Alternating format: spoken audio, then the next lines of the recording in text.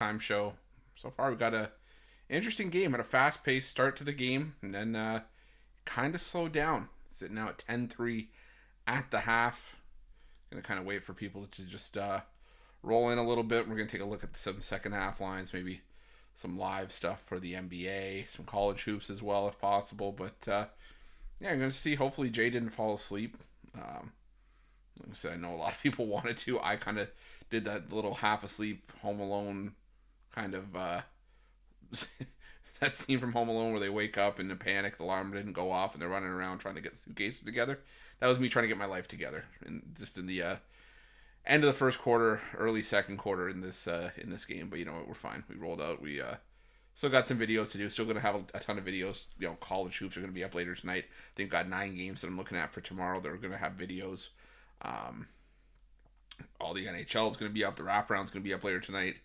Um, yeah, we could look at some college football as well for tomorrow. Lots of action on the board, but yeah, I wonder if Jay maybe did fall asleep. Let me see here if I can find him.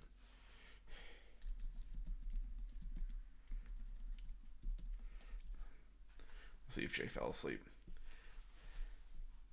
Let's see here. Let me get into the comments here. Roberto, we got we're gonna talk second half in just a second. I want to let a couple people roll in here, and then we're gonna roll with it. But yeah, decent day so far. I got nailed by the back door in that Oakland Michigan State game. I thought we were gonna get we were gonna get it. No halftime videos yesterday because unfortunately, you know, we had something unexpected come up.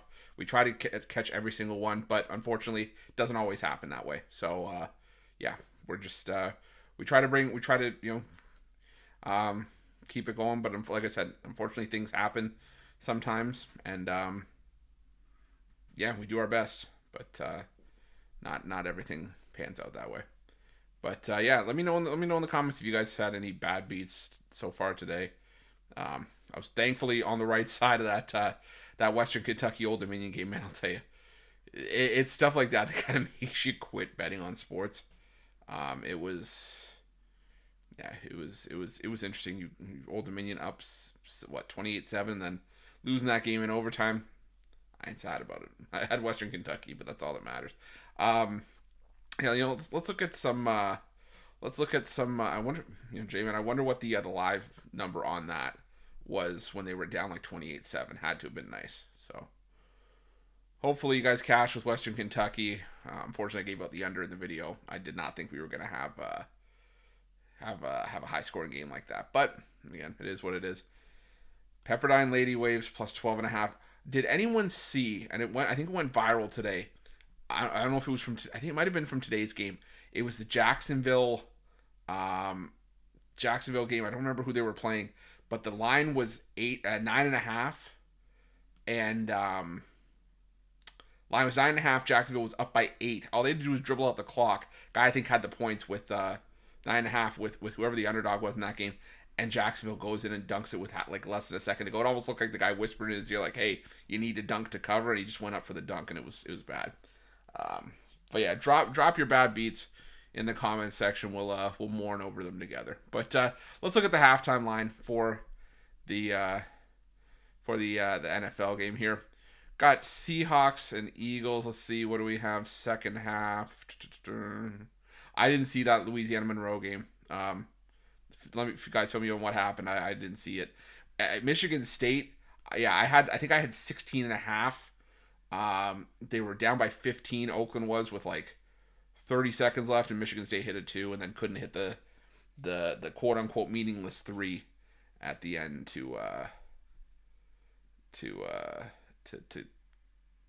sneak in the back door. But it happens. It happens. We've got a nice run with college hoops, so can't win every single one, but that's okay. We push forward, onward and upward. Oh, was that? Oh, so that was the game. So it was Louisiana Monroe and Jacksonville. Okay, so that was.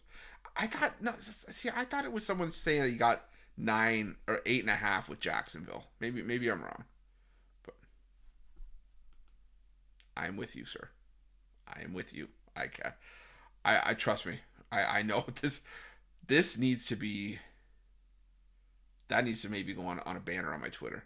That's great. But yeah, I do. I mean, I like Loyola to Steamer. Detroit. Anyone who's known Detroit basketball going back to last year, I think I said it on the morning show. They had Antoine Davis, who was Mr. Detroit Mercy for what 4 or 5 years, was like 3 points shy of the all-time scoring record in the NCAA, and he's no longer there. He graduated. I think he was a fifth year, and yeah, Detroit just hasn't been able to fill the void. So I like Loyola. I appreciate it. All right, let's see. Sorry, I keep getting sidetracked. Second half, we got the Eagles laying 1.5. Let's see here. Total set at 21.5. Gosh, it just hasn't felt like the Seahawks could really get anything going with Drew Lock, and I know they're going to put the foot down on the gas. So maybe look at an over. It's dropping down to 20.5, maybe over 20.5 in the second half. But I think I got to still stick with the Eagles here. I mean, I didn't really see anything from the Seahawks to suggest that it was worth taking a shot on them second half. My concern was going to be the red zone defense for the Eagles with Matt Patricia leading the charge. The Eagles defense, I think I saw the stat on the screen that they had allowed 10 straight touchdowns to teams who had made it inside of their red zone, and Matt Patricia's defense held. So answered my question there. And yeah, I think the Eagles, I think they're just the better team. And they're the healthier team. They've got their starting quarterback, but the same can't be said for Seattle. So yeah, give me Philadelphia here. I might just take them on the money line, minus 125 for the second half. Wouldn't be opposed to anyone taking any sort of extended lines if need be. Yeah, do your line shopping. This is why it helps to have multiple books and to use the betting tools, the odds page at Pick Dogs. Not saying that you get second half lines, but it helps you sort of see where the value is. I think he's sleeping. I think Jay's sleeping. He passed out. This has been a tendency for Jay the last couple of weeks. He's been KO'd. I sent him the invite, so we'll see. Maybe he makes it. Maybe he doesn't. Hopefully he'll make it. Always love doing these halftimes with Jay. But yeah, do your line shopping because you'll find value all across the board. But yeah, let me see if there's anything else on the board for see NBA. I'm gonna get shafted with the Rockets. It seems like for going to overtime.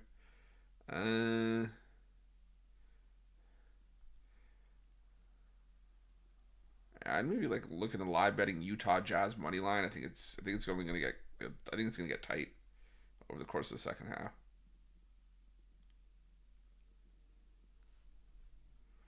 But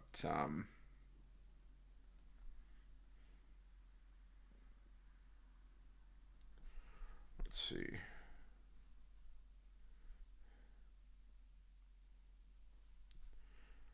Let's see, Lakers Knicks. Well, has anybody confirmed if LeBron and Anthony Davis are playing? I mean, last I saw they were still questionable on the injury report, and we're going what, less than an hour before tip off. I mean, lines move towards Lakers -5, so I'm assuming that they're probably playing. Oh yeah, that's the other one. Thank you. Someone reminded me. The Sixers are terrible. They're not terrible, but I mean that was bad. I mean, come on.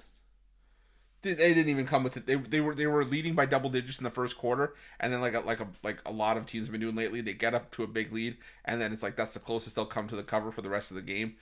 The Chicago Bulls, I'll give the Bulls credit. They got the win in that one. They've been playing some solid basketball as of late, but the Sixers just got caught with their pants down, and I'm not. Yeah, the Sixers are not seeing any of my money for the next little bit. Doesn't matter who they're up against. See, the Pistons are in the number. I placed a round robin on Pistons money line, Hornets money line, and Wizards money line. Just for the hell of it. I mean, that's the thing about round robins. If you round robin big underdogs like that, like a plus 400, I think the $5 was paying like if 2 of the 3 hit was paying like $200. That's what, and don't get me wrong. There's sometimes where I'll place big bets on stuff, and sometimes I'll just toss a $20 on a big 3-game 3-game underdog, round robin. See, just have some something to check on at the end of the night. But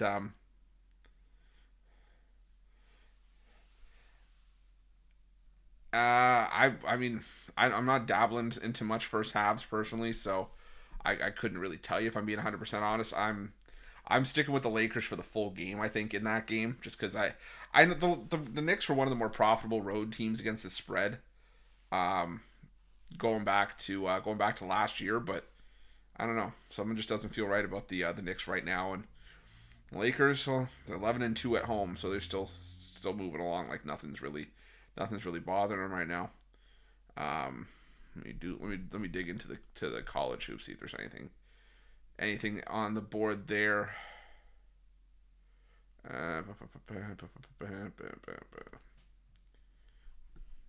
Yeah, you guys are seeing how my mind works when I'm like just sitting here.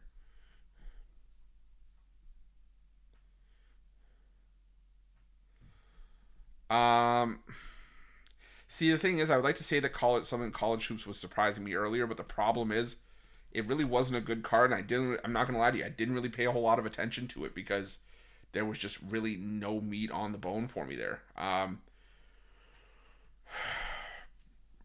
mean, like I said, probably I didn't think, and it was one of my premium plays. I'm not gonna lie to you. Michigan State. I thought that Michigan State, might have been overlooking Oakland a little bit. I thought maybe Oakland would, do what they did all season long and come in and,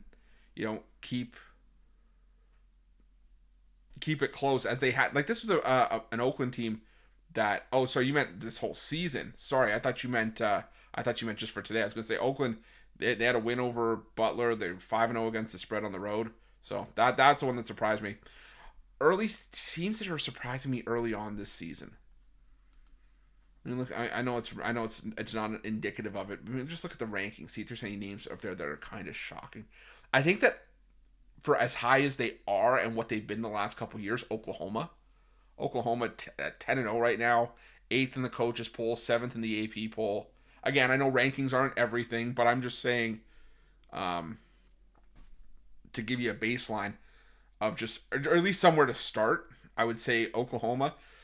If I'm just looking at the top 25 right now for college hoops, and I think the second half of the football game, it just kicked off, so take a look at that in a sec. But teams have surprised me out of the gate, and only because of the start they've gotten off to. Colorado State, I just did not expect them to be 10-1, with a win over Creighton too, and a convincing win at that.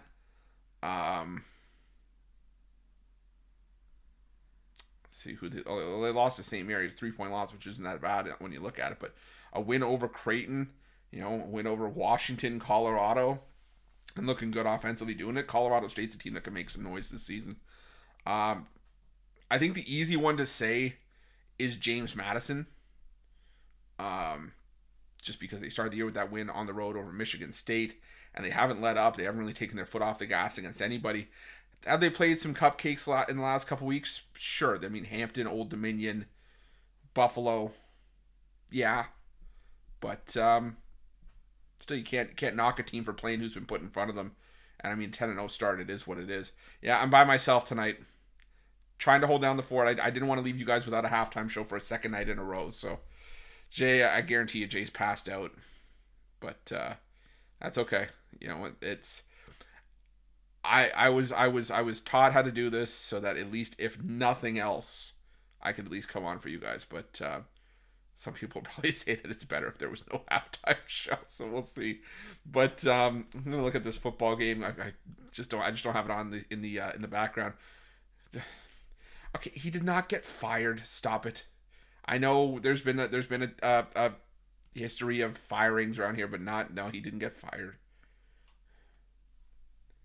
I appreciate you guys for showing up, sticking with me.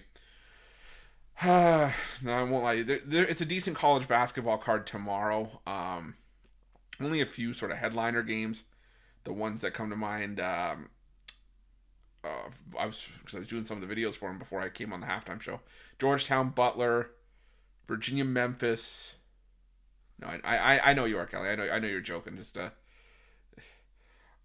here's the problem. Nothing surprised me anymore. Oh, Drew Lock almost gets hit. Oh my, and Kenneth Walker. Oh man, the Eagles tackling is back to being broken. Yeah, I know April the Wild did let us down. You know what? I it's appropriate that it happened on the ice. I've been ice cold with the NHL lately, but you know what? It happens. There's highs and lows. Thankfully, we're only in December right now. Plenty of time for us to make the money back. So, we still got plenty of time to do it. AD is playing tonight, so yeah, I think I gotta go with the Lakers at that point. Even with LeBron, even if he's told me LeBron might not play and it was AD that was playing, I still might take the Lakers just because I felt that AD has actually been more of an impact player for the Lakers the last couple of years than LeBron has been. Hot take maybe, but you just look at some of the results. That's kind of how it's been. Um, yeah, the Wolves came through over the Heat. I'm not gonna. I said that to you, or I said that to everybody yesterday, or this morning. Sorry. When you get guys back, it doesn't always mean that you're gonna get the win right out of the gate. It takes a while for them to get their feet back underneath them. It takes a while for the cohesion to come back. Not sure if it's going to be my big play tomorrow for the NBA, but I'm feeling the same way about the Memphis Grizzlies. I think it was, if he's seeing this, I apologize. I gave him false information earlier. I think his name was Mr. Taylor. I thought it was the 23rd that John Morant's coming back. He's actually eligible tomorrow from what I'm reading. So it could be that we see John Morant back tomorrow in the second half of the back-to-back. I still like the Pelicans.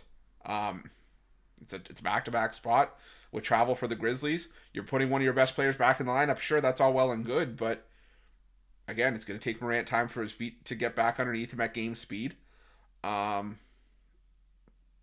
when you throw a guy back into the lineup, again, it's not like you're playing 2K. It's not like you're playing a simulation where you can just throw a guy back in and he's there like nothing happened.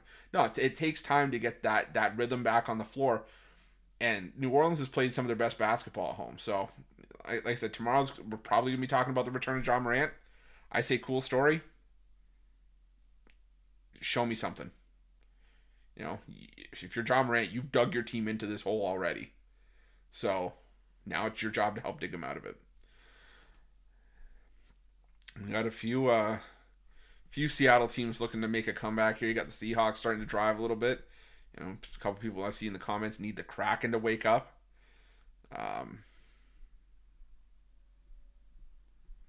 Yeah, so today is game 25 for John Morant. So, oh, he's back tomorrow. Let's see what he does with it.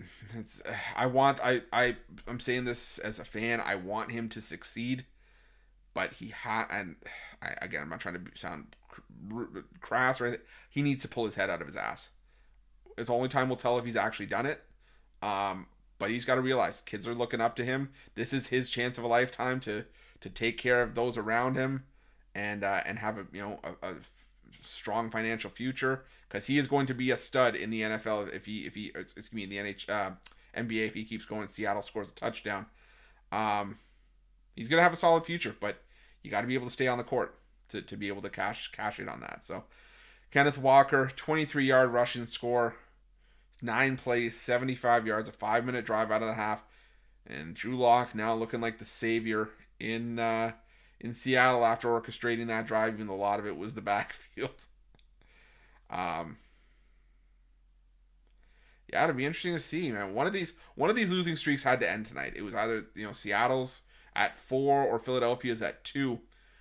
And this is the kind of defense that got Matt Patricia fired in Detroit. So we'll have to see how it shakes out here. Let's stick with you guys for one more drive. I know normally we just go for the first drive, but I'll stick with you for one more. If we go 3 and out, then I don't know what to tell you. But oh my god, I just saw Drew Lock for the first time in gear, and that's a face only a mother could love. Yeah, I'm looking at the college basketball for tomorrow. A couple afternoon games. Hampton Bowling Green at 11 a.m. Hopefully we'll be able to talk about that. We may be just starting the show as that one's going on. Samford Valparaiso at 2. And then we got a bunch of games from 6 o'clock on. Like I said, the standout games tomorrow. Georgetown Butler, Florida Michigan, Virginia Memphis,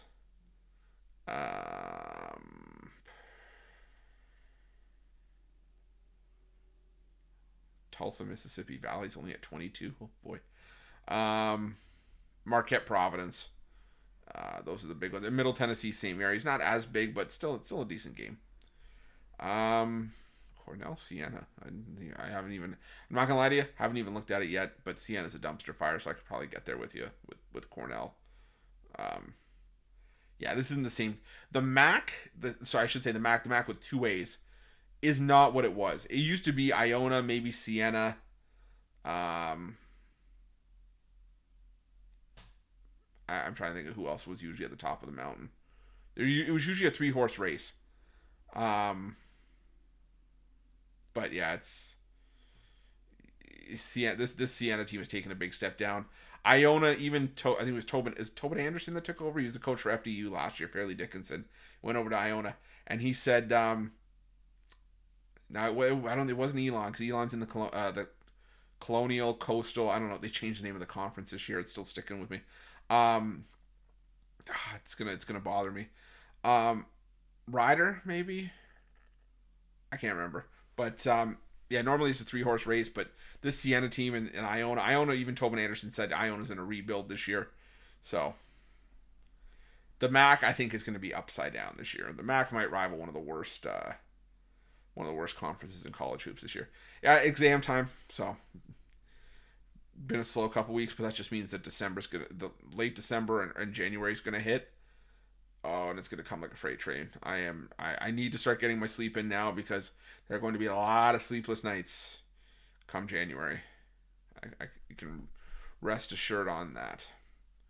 But looking at the NFC playoff picture, I'll tell you, man, this playoff picture is still wide open, and it is. Some people may not like me saying this. It is an absolute shame that a team from the NFC South has to make the playoffs. I mean, that is the worst division in football this year.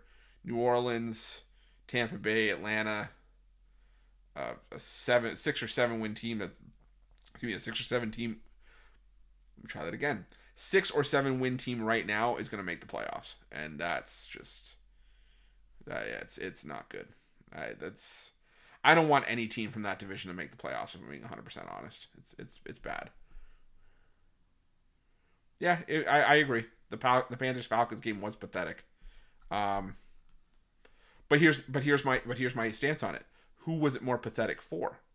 Because I mean the Falcons, yeah, sure. The Falcons I think is the easy answer because they only scored 7 points against what's now a 2-win team.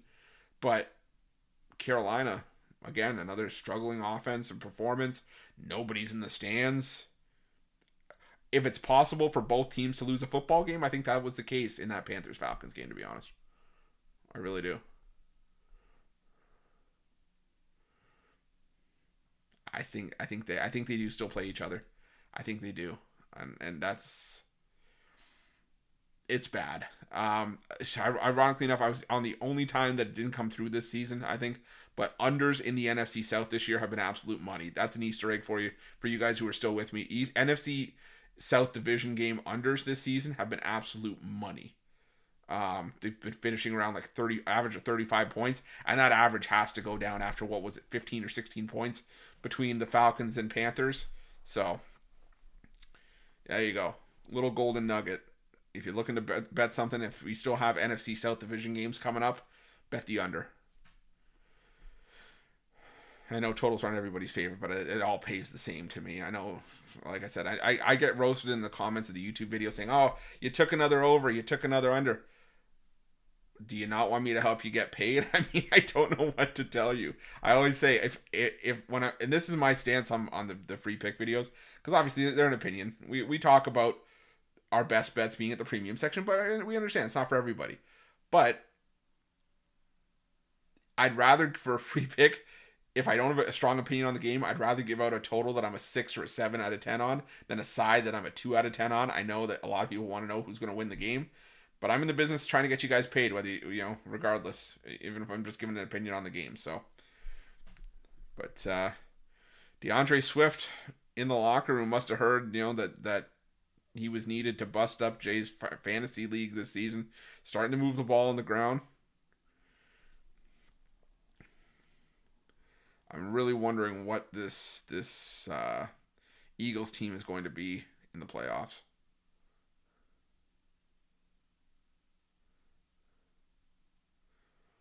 I don't know what he said what he needed from Swift to happen. I know he said he needed Swift to be borderline ineffective in this game, but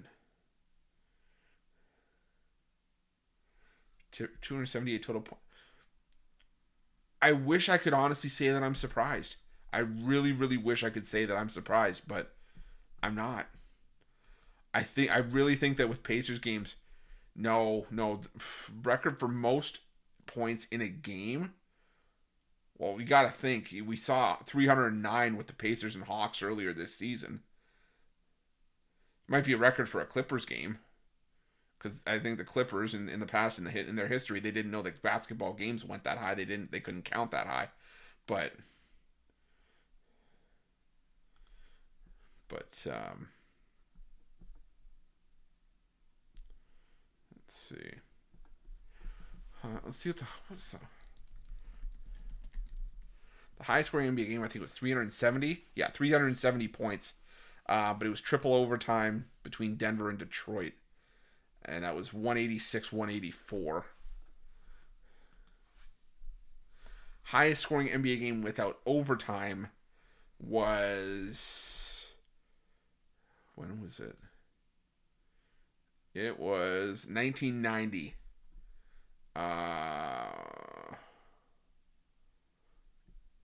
What was it here? 162-158. Golden State and Denver. So we've seen high scoring games, but that Atlanta Indiana game rivaled it for sure. 3rd and 9, Jalen Hurts dropping back and has is that Devontae Smith? AJ Brown in the flats for the first down.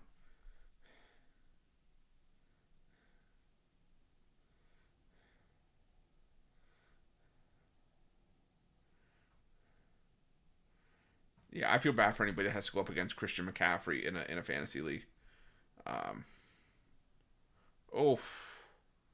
That's it, Jalen Hurts.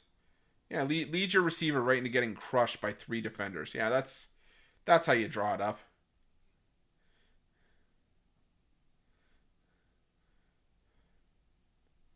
Let's see here. Whose fault was that? Oh, that's the receiver getting absolutely just blown up, and letting get Dallas Goedert get absolutely crushed. Yeah, way to go, Jalen Hurts, you numbnuts. Yeah, I like the Lakers tonight. To tell you the truth, it was going to be a premium, but like I said, I have such a hard time putting the Lakers in as premiums because the premiums were supposed to be my best of the best, and I can never feel good about the Lakers being a best of the best without knowing if Anthony Davis and or LeBron James are playing. That's just what I hate about the new NBA is that teams wait so long to give up any information if they do at all. And I said earlier this morning, I said, while I do appreciate Adam Silver for being what looks to be the most in touch with any of the big 4 leagues, in terms of, what's best for the game, there's still stuff that needs to be fixed, most notably stuff with like load management and like in this injury reporting. Because it's not fair. It's not right. I get that there's a level of gamesmanship, but yeah, Lakers at home this season have been pretty good. 11-2 at home straight up, but in the past it was when the Lakers were laying between 10 and 13 points where you would have serious issues where there are certain little nuances and little angles that you pick up on when you're doing this, like just throughout the season. And for me, a couple years ago, it was Lakers as 10 to 13 point favorites. They would never cover. I don't know why. You put them up 13.5, you lay 13.5 or 8 or less or 9 or less with them, you were money. Now, not so much. And the brotherly shove and in for the touchdown, looks like. Yeah, Jalen Hurts. There's your Jalen Hurts anytime touchdown. And we'll kick the extra point. We will be out of here. Yeah, I don't know why it's not like baseball either. I don't get me wrong, I hate Rob Manfred, but I think at least he has that right where teams are reporting it early.